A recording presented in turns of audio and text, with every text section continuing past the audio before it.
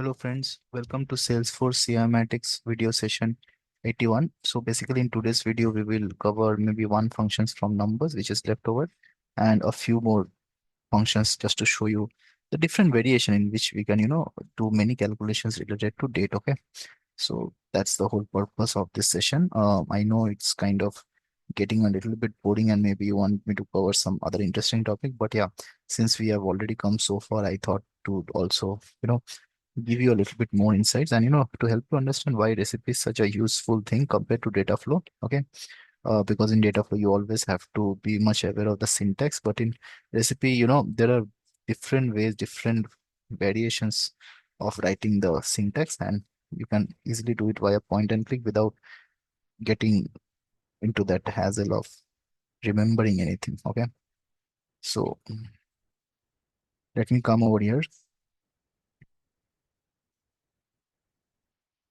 So for numbers there's a function which we have, okay, which is, sorry, from the string part. Okay, we have a function called as format underscore number. So if I use this part, right, format underscore number, okay, and I will give the format as well as the number of it. For example, if you see like here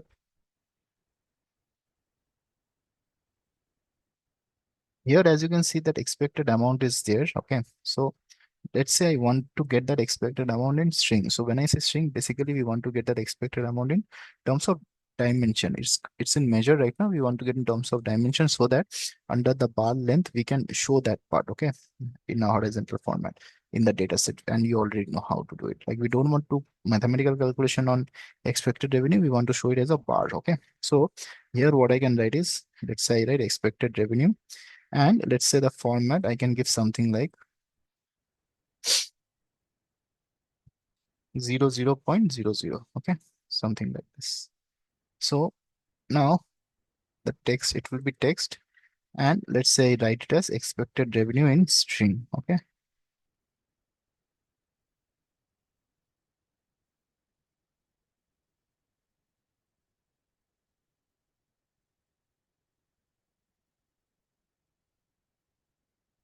so this is the one. Let me click on apply. Okay, so as you can see here, that expected revenue, the only difference is the number is looking same as what we have in expected amount. As you can see, 3240. Okay, but it's just that it will give you in string. Okay, that's the only difference, nothing else. So this is one of the way where you can put format underscore number and you can get it in that. You can get any measure into a particular dimension. Fine, that is one functions which is there. And other than that, I think in date,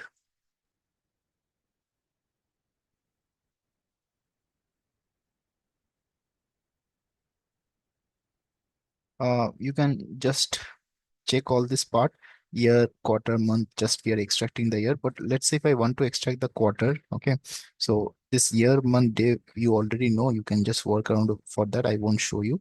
But for example, if we want the quarter, and if you see the quarter, if for quarter it's written as, returns the quarter part of the date or timestamp. Okay, so for example, I want to know the quarter of my created date. Okay, so this will be of course number.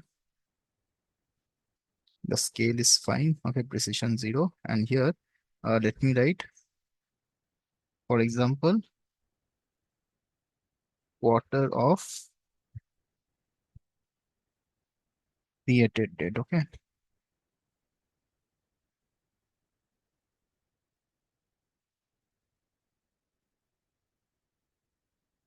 now for example, if you see my created date, right, my created date is nothing but 18/8/2024. And if you come over here, it's in third quarter. So see how we calculate the quarter. I hope you know this. So basically 1 year has 4 quarters. Okay, so from January till March, it's known as the first quarter. From April till June, it's known as the second quarter. From July till September is known as the third. So basically, it's the financial quarter. I mean, not financial quarter, sorry, yearly quarter, whatever you call it. Okay, not the financial one. It's a bit different on the financial aspect, but the yearly quarter is something which we calculate in this one. Now, because it's August, right? That's why showing me as 3. But now, if I hover to my created date, Okay, so if I come down on the previous section, you see we have something called as 2310. So this is October, right? So October means the quarter it will show as 4, and as you can see the result is showing as 4 years. So let's say if the created date would have been January, it would have shown as 1. That's how the quarter is calculated. Okay, and similarly,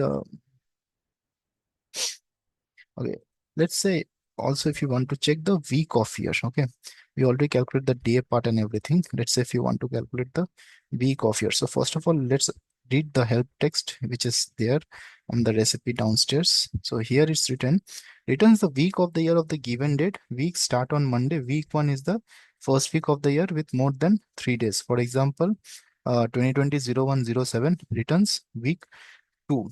Okay, so basically 7th January is nothing but your week 2, right? So we already know in 1 year we have 52 weeks, right? So I think there's something 52 or 53, whatever. So 1 year has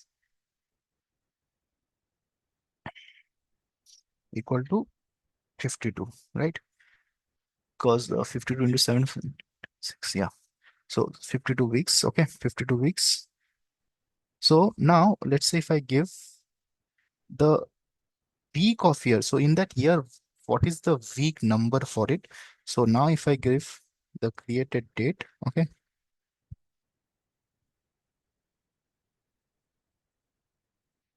and let me just write over here week of year.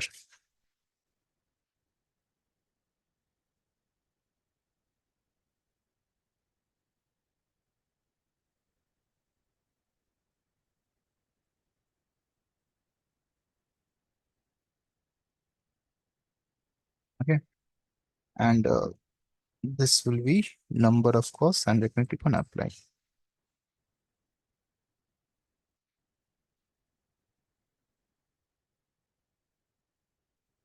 Now, as you can see here, for example, okay, let me shorten this a bit.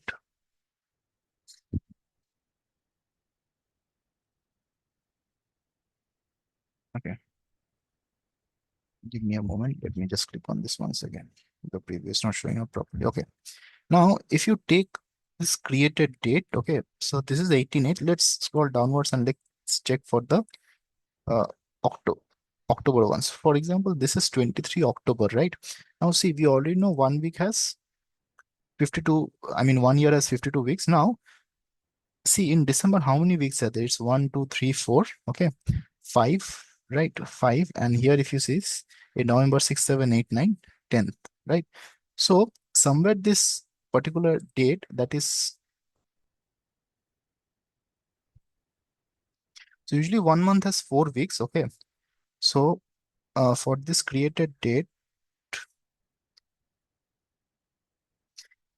if you come to this 23rd October, you can subtract 10. So I think it will somewhere fall around 40, 41, 42 because 52 weeks are there. Fine. So November, December, it's anyhow will be having 8 weeks or it could be 9 weeks as well. And anyhow, 1 week will be elapsed because of the last week.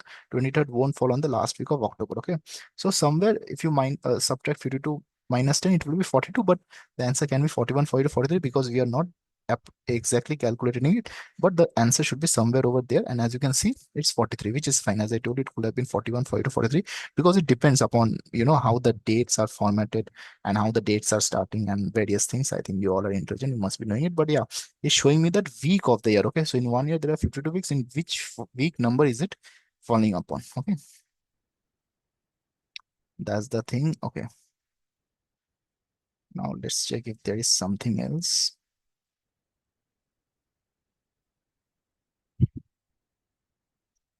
Yeah, I think we have covered mostly everything. Fine. And there's one more thing called title, which I saw on this part.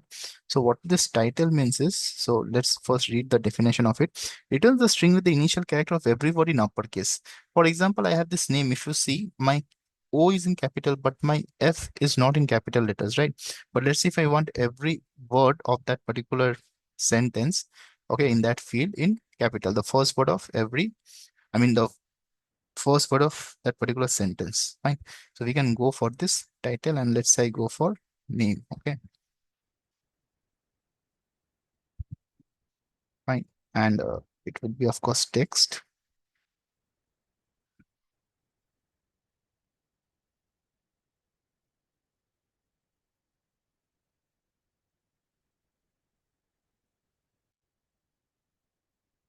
Let me give some name like this. And if I click on apply, it's nothing but that opportunity for which you see, okay, which is over here. This F will also be in capital letters. Fine. So that's the thing. As you can see here, F is also in capital letters. So each word, even if it is in small letters, it will actually, I mean, if it is in lowercase, the first word of that particular sentence, it will convert into uppercase. Okay. That's the thing about this one. Okay. Title.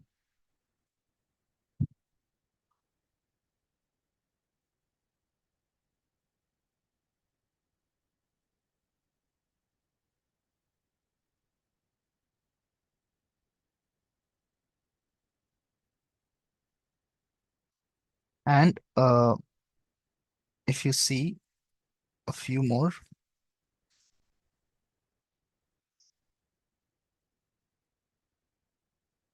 maybe I can just show you this hour part a bit if needed. So hour part, as it's mentioned, it returns the hour part of the string. Okay. For example, for this created date, it will just show me the hour part of that created date. Okay. And similarly, you can go for others. That's fine. Okay. So let's say I want to find hour of created date. I can just write something like,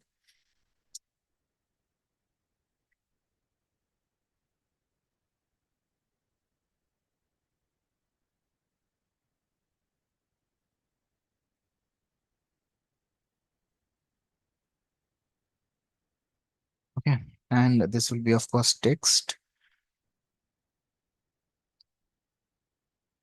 There's an error. You will remove. It should be date. Okay.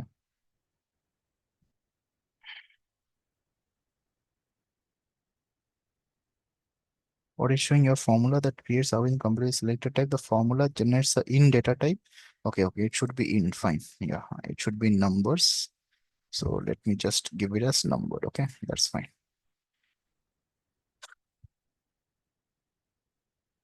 So now if you can see over here, right?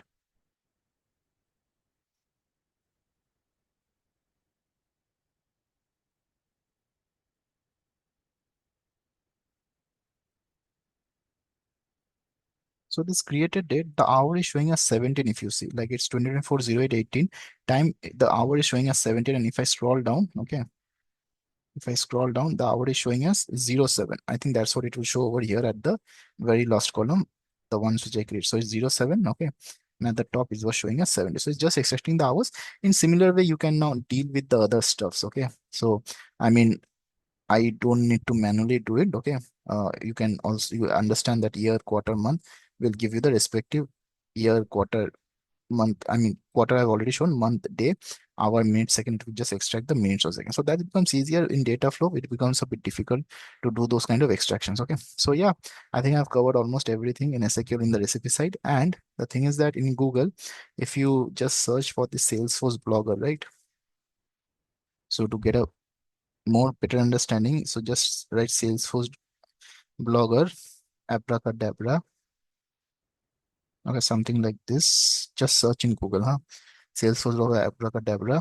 And uh, okay, let me write that full thing. It was data flow to recipe. Okay, something like this.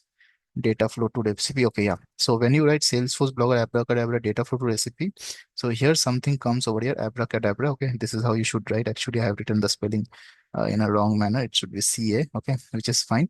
So on writing this, just open this particular link, and in this particular link, right, they have actually explained beautifully all the particular syntax.